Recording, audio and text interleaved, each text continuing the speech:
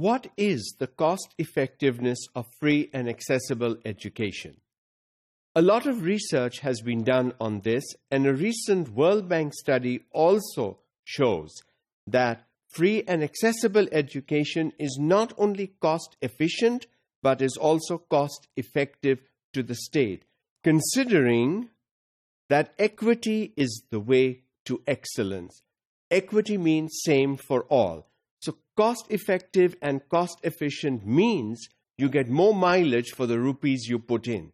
If the education is free and accessible, you will get more worth for the money that you put in, opposed to education that people have to pay for is not free and is not easily accessible. Most disadvantaged children, which is girls, the rural poor, children with disabilities, when have access to school, they get better health, better education, better nutrition, and better sanitation facilitations. So, our disadvantaged group, which primarily in our case, as we've noted, is girls, particularly girls in the rural areas, children with disabilities. Whatever the disability may be, if those children also get an education, come into school and are successful, they have chances of a better lifestyle for themselves. Because with education, certainly there will be improvement in health, in nutrition, and in sanitation conditions. Everything that helps make a better life for anyone in today's world. This also helps address the socio-economic and gender-related inequalities. In Pakistan, yes, we have lots of gender-related inequalities, and we have lots of socio-economic inequalities. If all children get to schools, receive an education, primary, secondary, tertiary, and so on, the chances that this inequality will be balanced, will at least come closer together. The chances for that seem relatively higher than if these children never made it to a school. Therefore, the effectiveness of free and accessible education is measurable not only in terms of educational outcomes for students, reduced wastage, less repetition, but generally through enhanced returns on educational investment. Like somebody said, if you think education is expensive, try ignorance. It is more expensive. So, when children get into our schools and into our classrooms, and we make sure as teachers and people in education that they will be successful, we try to give these young people a better life for themselves, and so returns on educational investment, which the government may make, which individual families may make, depending on whether your child goes to a government school or a private school. Somebody is putting in that investment. Even when we say education is free, the government or somebody is investing. Some investment is happening, even though the investment may not come directly from the family members.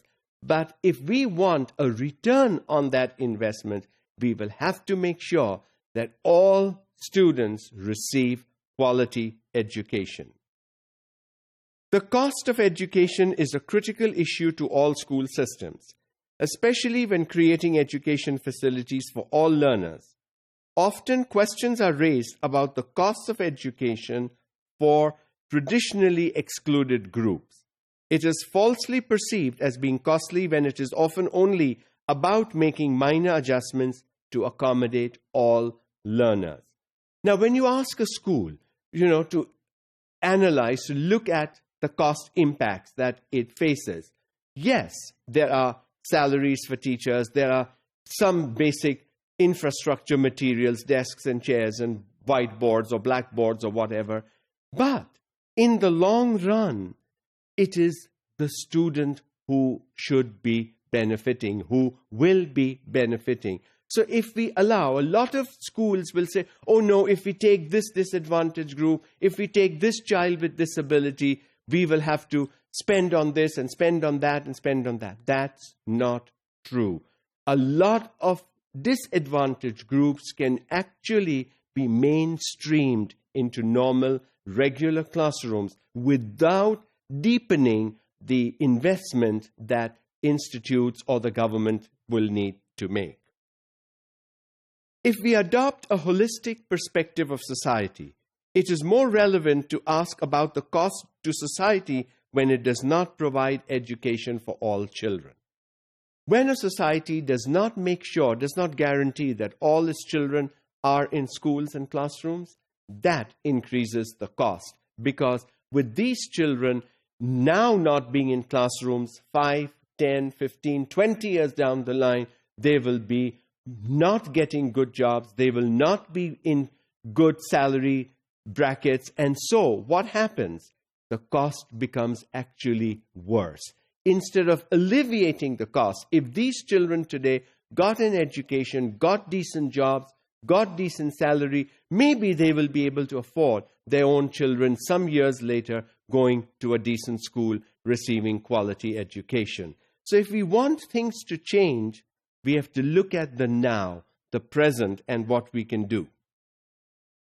In such a context, it is clear that the most cost-effective solution is to offer education to all children.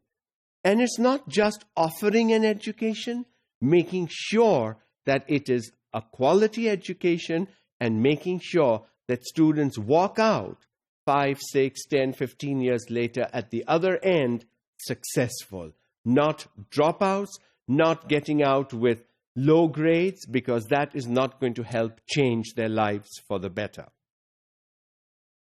Education is the fundamental basis upon which the survival of the human race and development of a nation depend.